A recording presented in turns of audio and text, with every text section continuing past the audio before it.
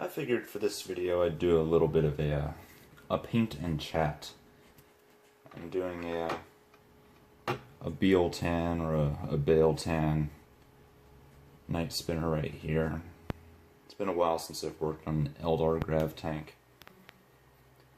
Doesn't make a lot of sense for me to be doing strategy videos for Dark Eldar because Dark Eldar are going to be changing, as is everybody else in 8th edition. I've been reluctant to put out any paint pot is not happy. What is it? Let's see if I got some dinner. 8th edition is going to be changing a lot for everybody.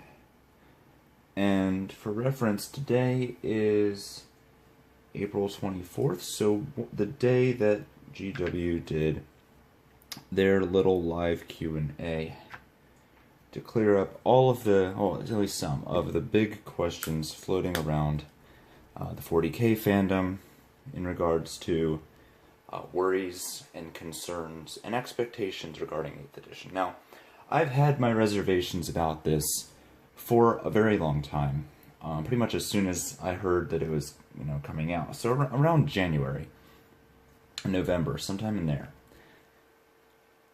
My concerns aren't the same as most people's, though. I'm very particular as to what I get out of this hobby. I think a lot of that has to do with the fact that I do play Dark Eldar, and because I'm not really... It's strange. I'm not really concerned with, like, a Riptide Wing, for instance, suddenly becoming obsolete, or not being able to field 30 Warp Spiders, although I have fielded 30 Warp Spiders before. That's not something that I'm worried about not being about. I think this paint pot is dead. I think I need some more corn red. Let me see if I can get me out of there. Yeah, it's goop. It's goopy. So, the best thing that I heard out of the entire live Q&A was the fact that the GW people, specifically in their consumer affairs, are apparently a lot of mensches, and that they're refunding people 8 weeks out on their Codex purchases, which is probably the best sign I've seen from this entire marketing campaign, that these guys are really standing behind their product. Because they're trying to make sure that everybody is going to get something out of this. Even the people who already, they could have just as easily, as they did in previous editions, just say, you know what, we got ours. I'm sorry if it didn't work out for you, but that's the way the cookie crumbles. Let's see if I can... Oh, no, it's gone. That is some dead corn red. That's okay. I've got my fist in red. But yes, GW is offering refunds to anyone with a valid proof of purchase of a Codex made within the past 8 weeks. Absolutely fantastic. I think that was the best decision they could have made in regards to that. So, very good on them. Very high expectations now, because clearly they are trying. And they are putting their money where their mouth is to put the customer first. Fist and red, please be good. I think I just used this paint, so it should be fine. The other thing I'm pleased to hear is that they worked with not only people in the Nova Circuit. The Nova Circuit's one that I've participated in myself, run by very good people, but smaller tournament circuits as well. It's not just the major tournaments that are held, but also the Rogue Trader tournament held by the hobby shop down the street where you and your friends get to play. Those are very important to the hobby too. So I'm glad they're taking input from all different angles. But my concerns are mostly in regards to the inclusion of Age of Sigmar rules and the direction that the narrative is headed. I figure I'll just add this to the ongoing discussion, if it can be called a discussion. It's more like autistic screeching. But, these are things I don't often hear. Now, yeah, I hear a lot of people talk about, okay, Age of Sigmar is being added to 40k, they're going to turn it into Age of Sigmar. No, they're not. Specifically, my concern is with the fact that they're drawing from the General's Handbook.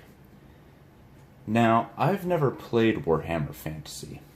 I was looking into it about the time it got Sigmarized. So, I really don't have a reference as to what fantasy was like. But I did play Age of Sigmar when it came out, and going from 40k to Age of Sigmar, it was a very jarring change of rules. They were extremely simplified. So there we go. I think that's going to look pretty good. I think the black primer is going to darken it up just a bit. That's going to be exactly what I need.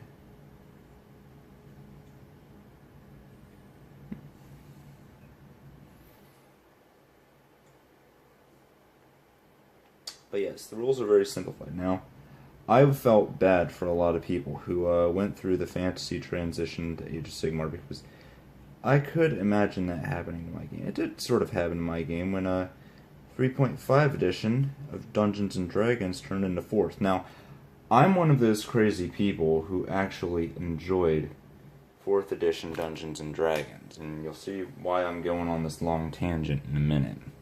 I liked D&D 4th edition. It was the perfect beer and pretzels game. You didn't have to apply any thought to the game to play it. Now, that is a jarring difference from 3.5. There's very little overlap in the types of people looking to play a 3.5 game of D&D and those looking to play a 4th edition version of the same game. So,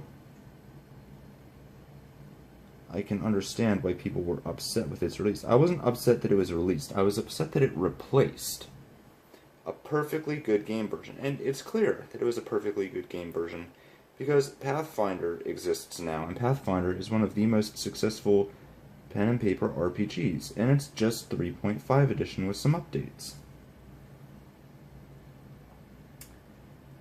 And Age of Sigmar basically did to Warhammer Fantasy, but to a greater extent what 4th edition D&D did to 3.5, and the fans were understandably and justifiably upset. I mean, entire armies were just removed from any and all content updates. You had support in the most loose terms for them all, but aside from free war scrolls and a 4-page rulebook, that was pretty much it. Age of Sigmar was a napkin drawing, and in my opinion, that's how it should have stayed. When Roundtree took over, Age of Sigmar was the steaming turd that Tom Kirby left in the CEO's chair for him to sit in. And he's tried his damnedest to turn it into some semblance of a good game. And I will admit, it has gotten a lot better. But herein lies the problem in relation to 40k. They're drawing a lot of inspiration from the General's Handbook, because the General's Handbook improved Age of Sigmar. The General's Handbook is taking a napkin drawing and turning it into a napkin drawing that's gotten out of hand. It is impossible to tell how successful the General's Handbook would be on its own, because it had literally nothing to improve upon.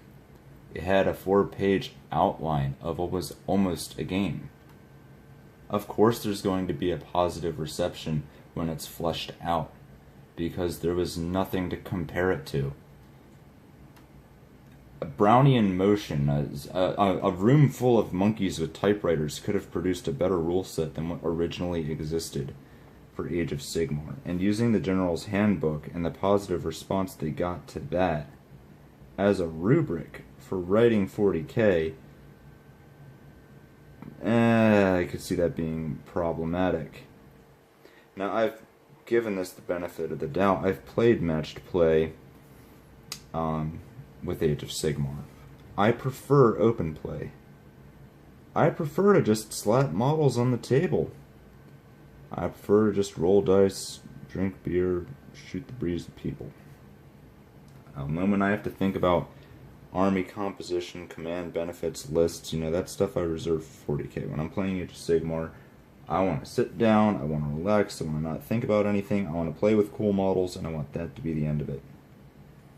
I don't want to have to think about list building. I don't want to have to think about power levels because frankly none of it matters to me. I'm playing the game as originally intended. And there's another thing that goes along with this. There's like usually three things go through your mind when you're looking to buy a model. Does it look cool? The answer is yes. You probably want to buy it. Does it play well? The answer is yes. Probably want to buy it. If the two overlap, you buy it. And then you get that weird sort of third option. I don't really like the look of this model, but I like how it plays, and I need it to round out a list. And that's how you end up with 30 warp spiders. That's something I don't want to have happen to Age of Sigmar, so I don't play Age of Sigmar matched play. That's something that has happened to 40k. That's something Games Workshop seems adamant about fixing. But I don't think they ever will. That's just something inherent in high-level play. You find what works the best for the points values, and there's always going to be something that works the best for the points values. And you just roll with it. And oversimplifying the rules and incorporating things from the General's Handbook that may or may not be good ideas, but you don't know because you really don't have anything else in Age of Sigmar to compare it to. I think they might be jumping the gun a bit. I would give Age of Sigmar another year or two to flesh itself out before you start pulling stuff from that franchise into your flagship game. And the second thing I wanted to talk about was the narrative. And this started with things like the Gathering Storm books, and basically just the advancement of the storylines. You know, you have Gilliman running around now. You have Magnus the Red. Honestly, I don't see why Primarchs are running around in 40k. That's a 30k thing, and they fit very well into 30k, because 30k is basically 2nd and 3rd edition mishmashed together. But my problem is, the storyline that they're advancing is not supposed to advance. It hasn't advanced in years, and there's a good reason for that.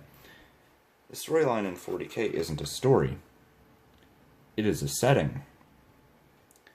It is a universal background that everyone shares so that they can tell their own stories with their own dudes.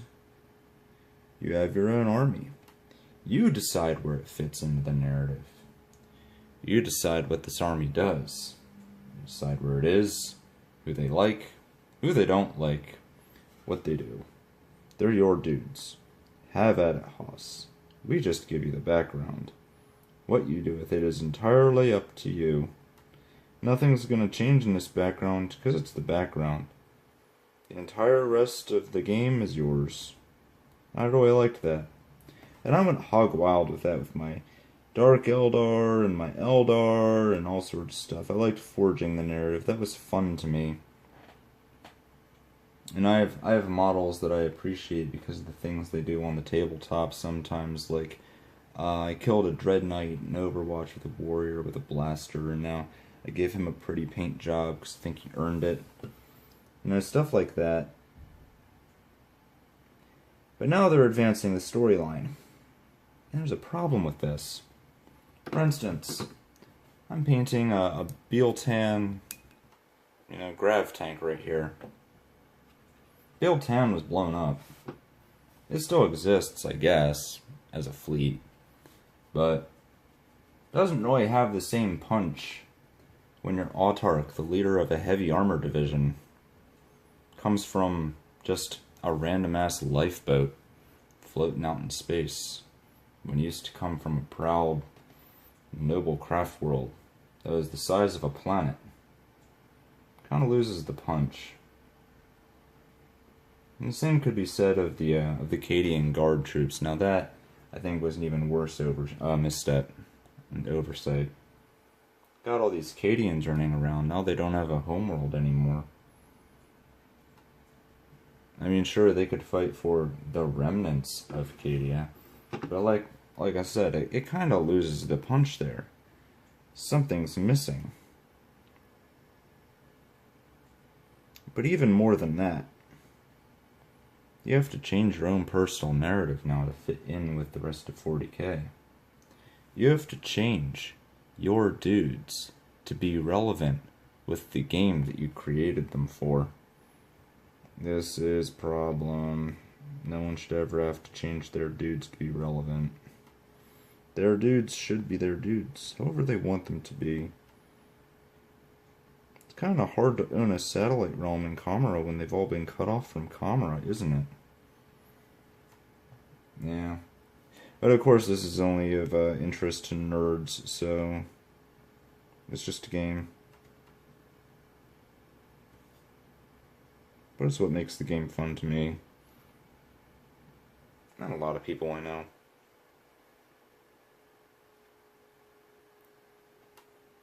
All these little bumps.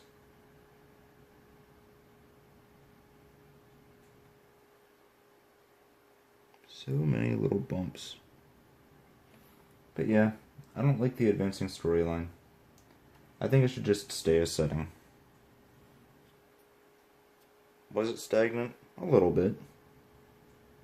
But it was stable. It was easy to know where your dudes and other people's dudes were in relation to things. It made it so that people who played older armies or armies that hadn't been updated in a while, they still fit in. They fit in just fine. Really, the best players in this game are still playing Space Orcs. Rocking jean shorts and Metallica t-shirts from the 90s with their fading mullets. The ones who've given names to their Space Marine captains. No one gives names to their Space Marine captains anymore. No one cares about your Space Marine captain anymore. Because Robert Gilliman is on the field now. Their Primarch is on the field. Doesn't matter how many enemies your Space Marine captain has killed with his power sword in personal combat.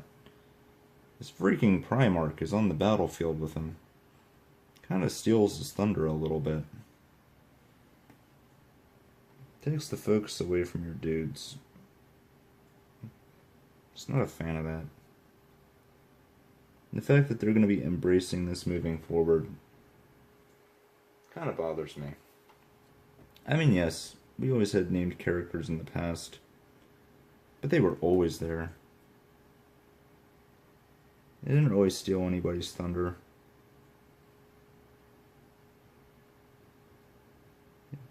If you had a Succubus and Lilith Hesperix, well, the fact that your Succubus was there with Lilith Hesperix, that said a lot. I guess you could say the same thing about your Space Marine captain and the Primarch, but it's still not the same.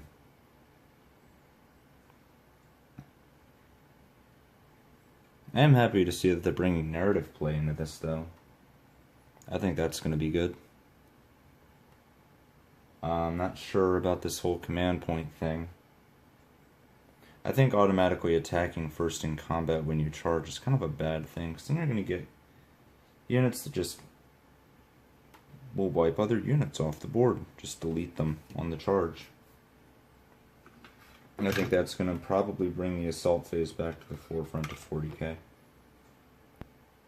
Shooting is not going to be as important as getting that assault off and being able to hit first. And it's kind of wrong that it's an all or nothing thing. Like, say you have a bunch of witches. They have a high initiative. But if they're charged by Necrons, that doesn't matter. They don't get to swing first. Let's say those Necrons were given some sort of power weapons. Those witches were gone. This seems kind of goofy.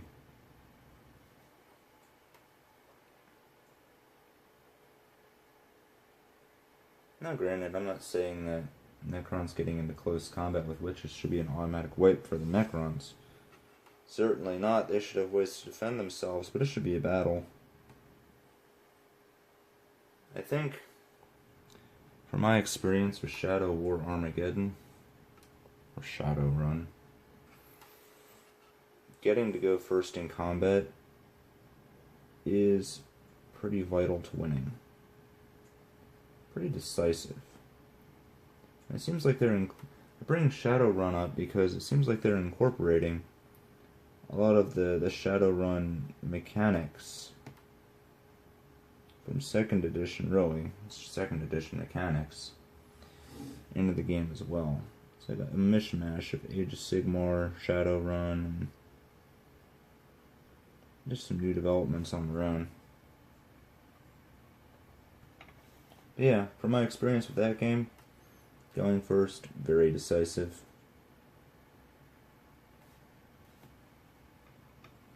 Getting the charge off pretty much makes or breaks it. It's a lot of red dots. I think that's a good amount of red dots. Oh yeah, this Shadowrun thing. There's still not rules for that. You can pre-order them. They'll be here in a week. It only took them a damn month to give us the ability to buy the thing that we wanted to buy, that they teased us with all those months ago. Fuck Shadowrun. It's a fun game though. I don't play my Dark Eldars in it, I play my Harlequins because they're my vanity army, and they were already painted, and my witches were the first models I painted, so I'm like, well, they kind of look bad, so I want to run like my best run. I needed an excuse to run Harlequins, and without even looking at the rulebook, I made a Harlequin force, and it turns out Harlequins are like the most overpowered unit in the entire Shadowrun game, so I'm like, well, didn't try to win. Just kind of worked out that way.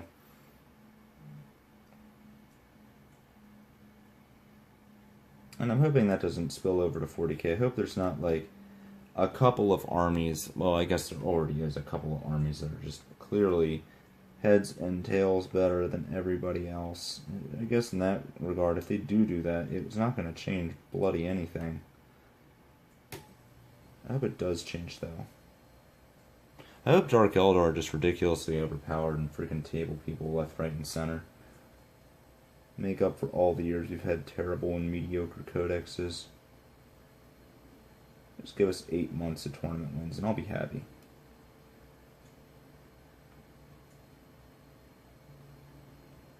The idea that they're doing yearly updates with the General's Handbook is nice. I think that's gonna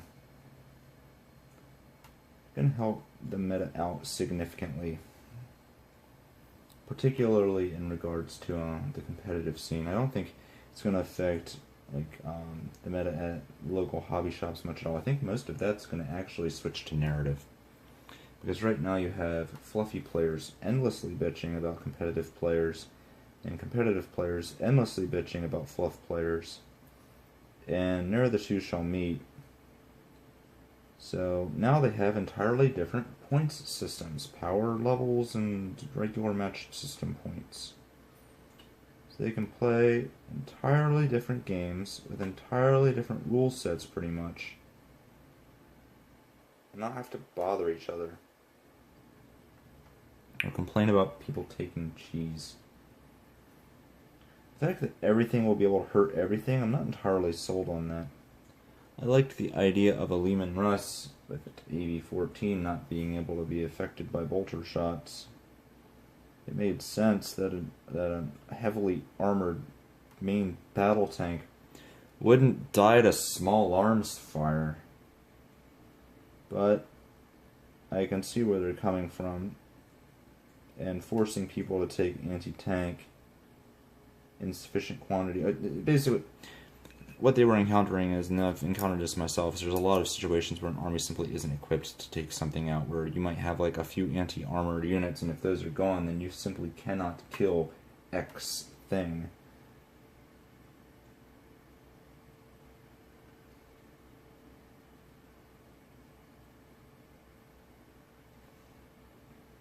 And I think that's going to go away now.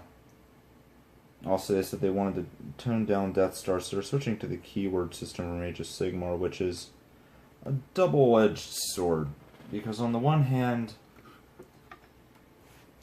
that means that it's going to be very powerful to run all of one force. On the other hand, what if you want to run allies? Then you're kind of boned. It's like if you're not running a pure force, you're gimping yourself. Whereas before, if you were running a pure force, you were gimping yourself. Unless you were running Eldar, and then you could do whatever the heck you wanted.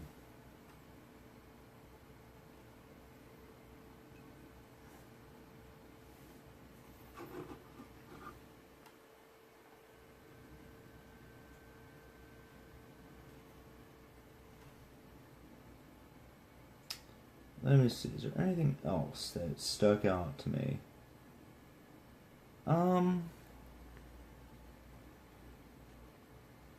Not really. We still don't know whether or not pink horrors can summon.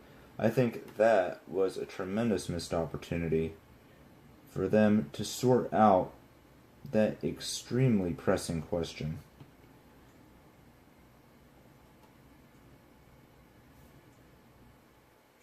I know I asked it like at least 15 times. And it comes up almost every time I'm at the hobby shop, so a definitive answer would be nice. I hear a lot of people saying that, or GW in specific saying it, but other people as well, is like, oh, don't worry, we can trust GW, they've changed. Well, I'm not trusting of corporations, I'm not trusting of anyone who's trying to get their fingers in my wallet. And I remember that these are the people that gave us Age of Sigmar in the first place. These are the same people that gave us the Riptide Wing. These are the same people that made the Wraith Knight a gargantuan creature. These are the same people who came up with the Decurion. So, I'm not giving them an inch. I will see what bears out before I start giving credit where it's due. But I have given credit where it's due. I do like the fact that they're having this community engagement, that they are referencing people in and outside of the tournament scenes, big and small. The fact that they're standing by their products and trying to give their customers a good deal by refunding people who've purchased codices and such. I think that is really classy, and it sets a good precedent. Now, I'm not going to give them the benefit of the doubt and say that they suddenly know how to make a proper game system. They certainly haven't proven that in the past. But I will say that they're trying. I will say that I expect 8th to be more coherent than previous editions. I would even go so far to say it's probably going to be more balanced, at least initially. Now, whether power creep takes over or not, I don't know. It probably will. That's how you sell things, is power creep. Power creep moves product. Make the new thing the best thing, and it will sell. Simple.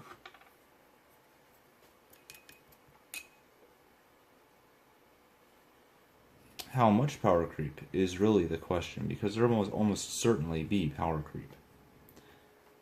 I would say it's probably going to be slow, and it's going to be asymmetrical with the armies. No one army is going to dominate for any significant period of time. It's going to switch probably every few months. Someone's going to get a new release, and in that new release is some wildly powerful ability or tactic or whatnot. And the meta will shift around it, but it'll be one of the situations where everyone's meta has to plan around that ability rather than that ability being used as needed. Like, when people were building lists, they always said, well, what if Wraith Knight? Or what if Night Titans? Or what if Death Star? And that's what the new ability is going to be. It's like, well, what if this? Because there's no normal, typical way to deal with something like that. That's when you know that something's overpowered. It's when you have to build around it. And I think that's just going to happen every 3 months. They're going to release some new... Because that seems to be their release schedule, is every few months they'll come out with something. pretty big. I'll be like, okay, well, here's the newest thing.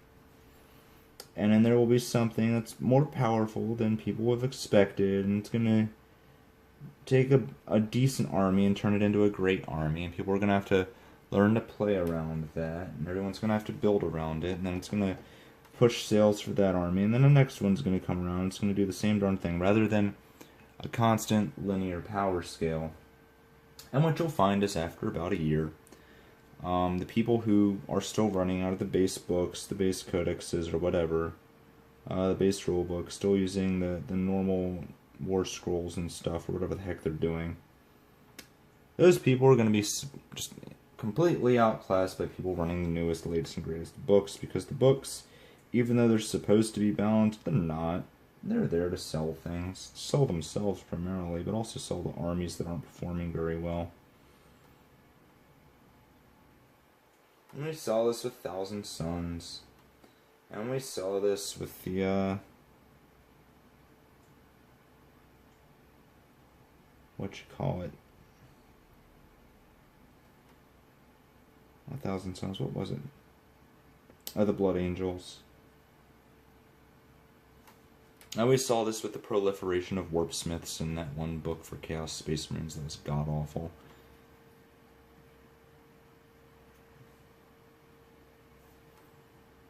The difference is there, though, they didn't make the warp smiths good, they just wanted you to bring a ton of them. So if you want a good prediction of what's going to be good in 8th edition for Dark Eldar, look at what's not very good right now, look at what's not selling, and it'll probably have pretty decent to good rules in the coming edition. We can expect a lot of witches. That's why witches were the Dark Eldar unit of choice for Shadowrun. It's because witches models aren't selling, because they're bad. Models aren't bad, the rules for them in 40k are bad. We can expect Hellions to be good. That's why Hellions were considered to be so... they were used in Gangs of Kamara.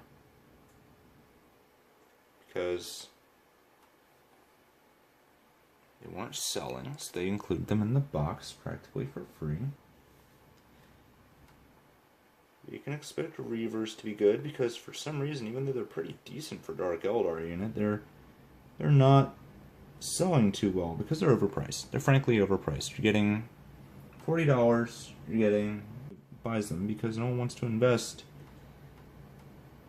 in that many bikes.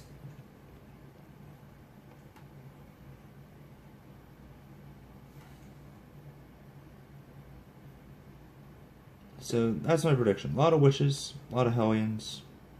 Reavers will be good.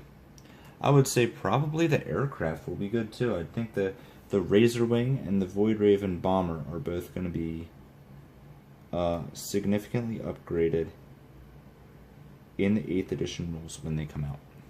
That's just my prediction from what I've seen. The Void Raven is almost... I've never seen one on a table. And the Razorwing Jet Fighter, although it's not bad, it's a perfectly usable unit. No one really runs flyers anymore. That's just not a thing. Death from the Skies upgraded them greatly, but none of the tournament circuits use Death from the Skies, and it seems to be something that most people hate. Reasons that are beyond me. I think it's a great system. But yeah. That's my predictions. It's what I'm laying out. Witches, flyers, Hellions, Reavers, gonna be good. Things that aren't gonna be good.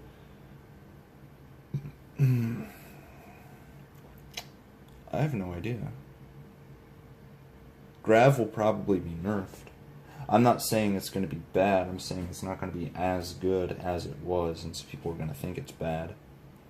Riptide Wings probably aren't going to be on every board table, because, well, I think the Riptide Wing itself is going to be gone. Or if it's not gone, it's going to have such a high tax to access it. That's another thing, too. They didn't really answer if formations are still going to be a thing. I'd like to think they will be. I kind of like formations. I know a lot of people don't, though. A lot of people wish it was back to the old force organization. And my Dark Elder mostly run double cat at this point. I run a parking lot list when I play them. Although I am a fan of the Grotesquerie and the Corpse Thief Claw, pretty much all of the Homunculus Covens book, which sadly is no longer available and is going to be made irrelevant. But I'm sure I can always ad hoc a Grotesquerie if I want to.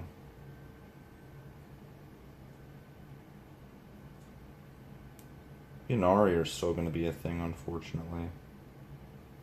I don't like the Inari. I don't like their lore. I think it was ham-fisted.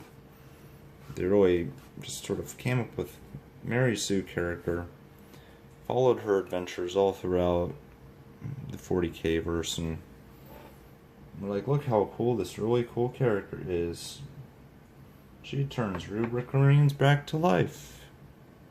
She goes anywhere she wants and collects followers for this religion that's basically just Protestantism. Don't you want to buy her model? Rules are terrible, by the way.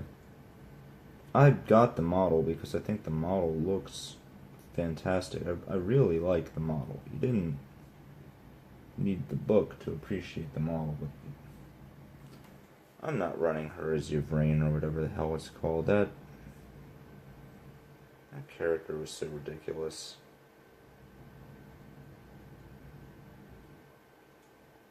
She's just going to be one of my Harlequins. I really hope they, when they're advancing the storyline like that, they don't make it turn into Age of Mary Sue's or whatever. Second edition is very character heavy. Very character heavy. But the difference was you got to make those characters yourself. Those characters were yours. You got to decide their names, what they did, how they did things. You had named characters, sure, but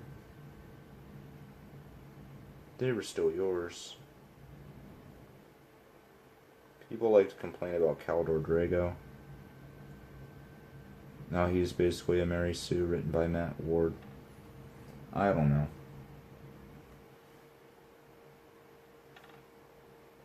Can't possibly be worse than your brain. The Visarch doesn't make any sense to me at all. Most of all, though, I don't see why they couldn't have just rewritten the whole story using existing characters. Ones that people might already have in their army. Ones that people are already connected to. That they already care about. Maybe it could have given them a new depth. Made them a bit more interesting.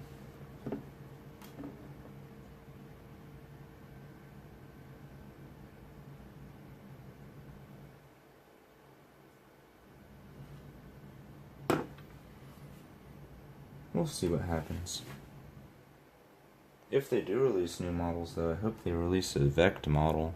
That would be nice. And a Dais of Destruction. A proper Dais of Destruction. That would be so cool, having a Dark Eldar Super Heavy. Although our Super Heavy is going to be a thing anymore. With everything being able to hurt everything else and everything turning into wounds. That really makes me wonder. How are these big models going to be represented on the table? Are they going to be super heavy? Or are they just going to be regular models that just happen to have a lot of wounds? And a high points value? I think that's one of the things they're looking for, is how to linearize the game. I think in the back room, in the inner workings, if you pried the hood open of this new edition and looked at why they're making the design choices they are, I'm willing to bet some boffin came up with a rubric on how to make units based on a few different stats to a given points value and found it to be pretty consistent. And that's why everything is everything has wounds now. There's no longer a cap on the number of the number that your stat has, and all that. I'm willing to bet that's why.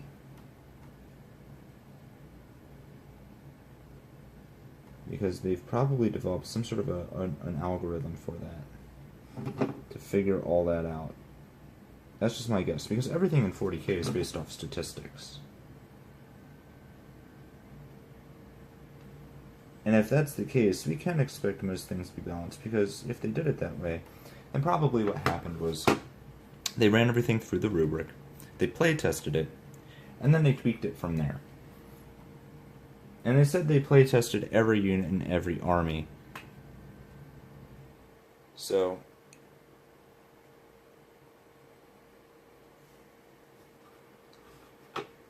hopefully nothing slipped through the cracks. And we will be looking at a complete and rather robust new mechanical system.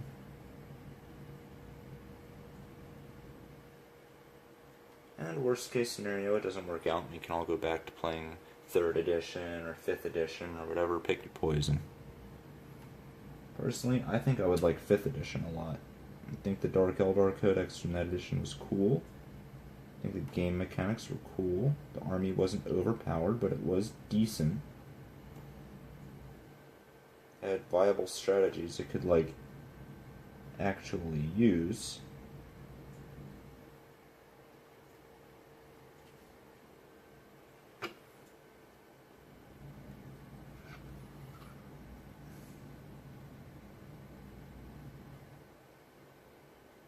Let's say if I didn't like the story, I could just ignore it.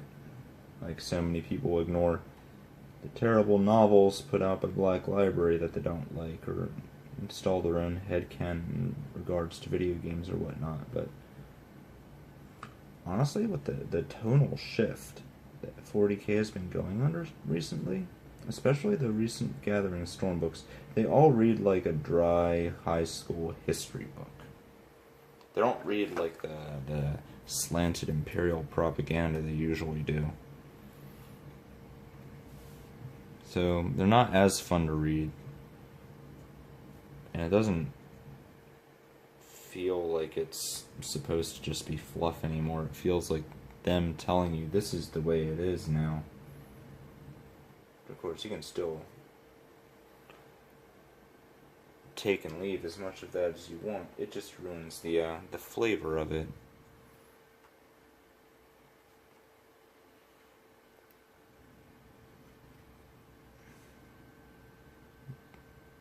Kind of takes a bit of the fun away when the game starts taking itself a little too seriously.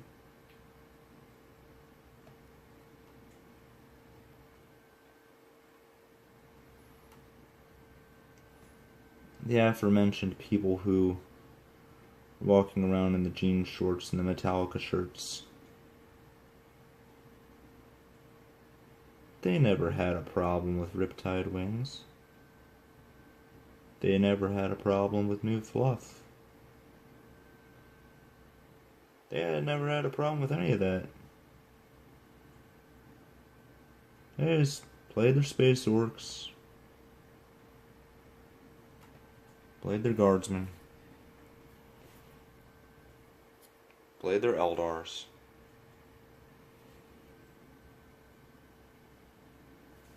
And it was all a fun game.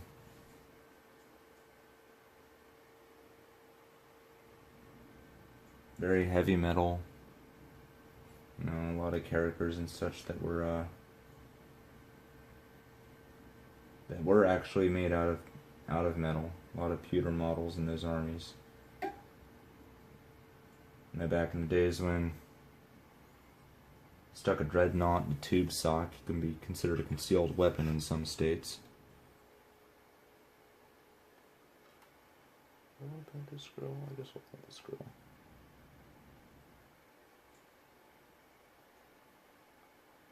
I have to touch the green up already. Oh well.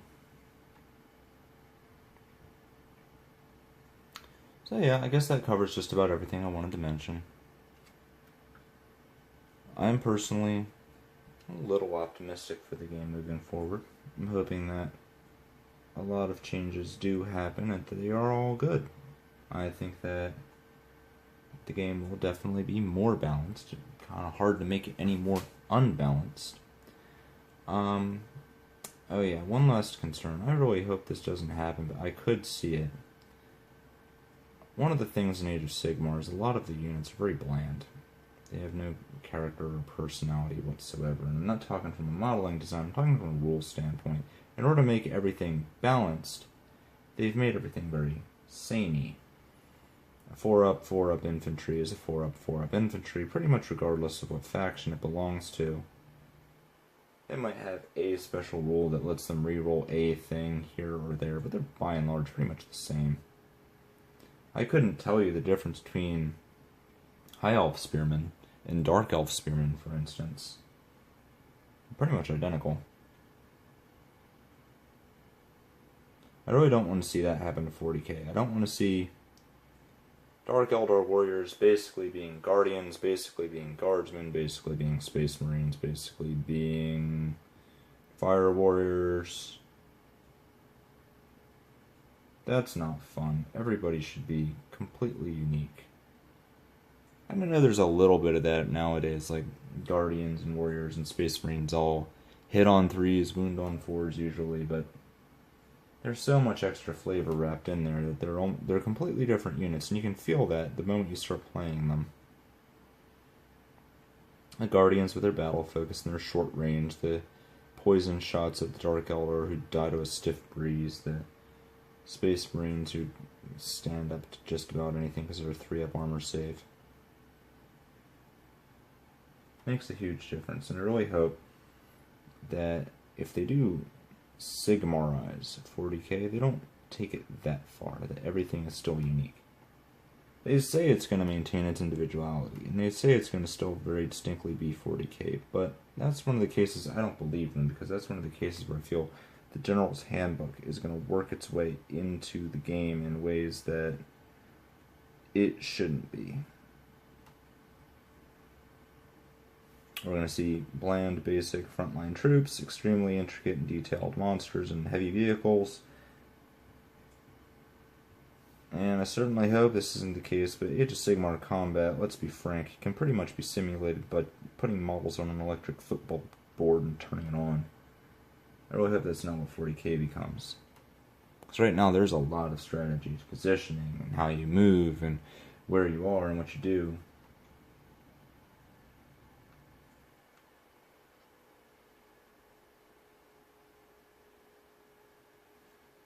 But yeah, I'm gonna finish up this base coat and call it a day. Thanks for listening to a ramble. Tiger Slash just second out.